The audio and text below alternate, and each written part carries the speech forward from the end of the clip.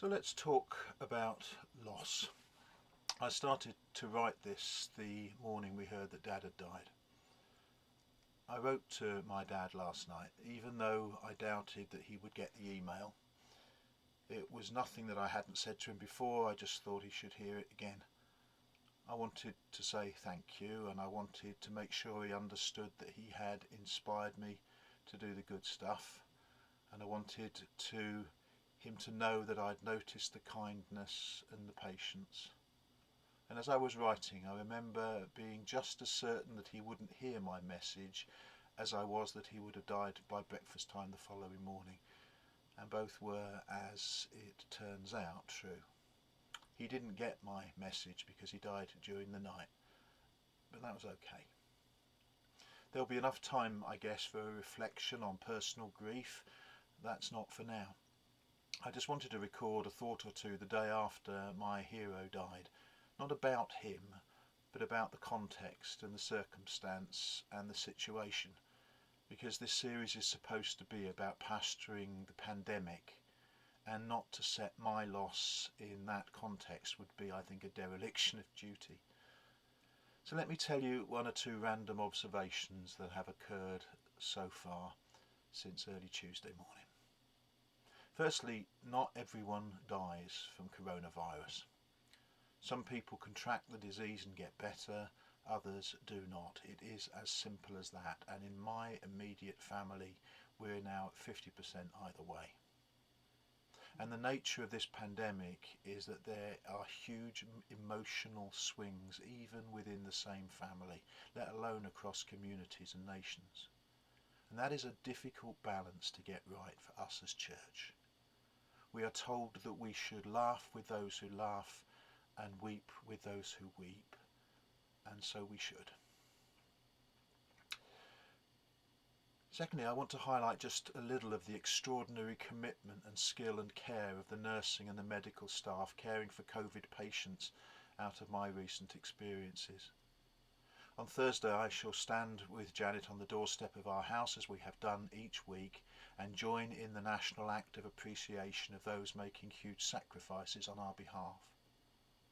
Let me tell you about just one of them, in case the reality of this one has escaped you. You will know, I guess, that basically it's impossible for family to be with loved ones once their COVID diagnosis has been confirmed.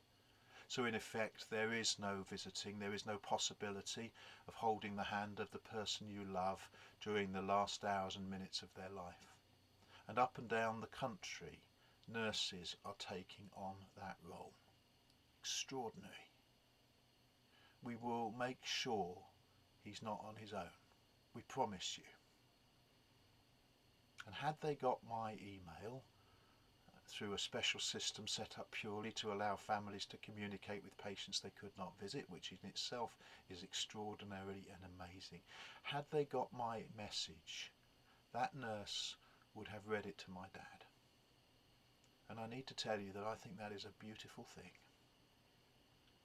The pressure and the stress and the exhaustion and the danger facing these dear people can never ever have been worse than it is in this season, and yet somehow they will find their inner strength and courage to sit with my dad and hold his hand as he dies and read to him the last thoughts of the people who love him most. And then they will carry on to finish the shift, and they will come back the following day and do it all over again. And friends, that deserves so much more than a wooden spoon and a saucepan on a Thursday night. Do you know, when I was 7 when my granddad died, and that evening I made a point of sitting with Mum and watching the evening news, because I assumed that they would tell everyone about him. I just assumed that everyone's death was announced on national television. Looking back, it's quite a lovely thought. But my dad's death was announced on national television. It was announced by a government business secretary, Alok Sharma. As part of the daily briefing, he reported that's an increase of 627 fatalities since yesterday.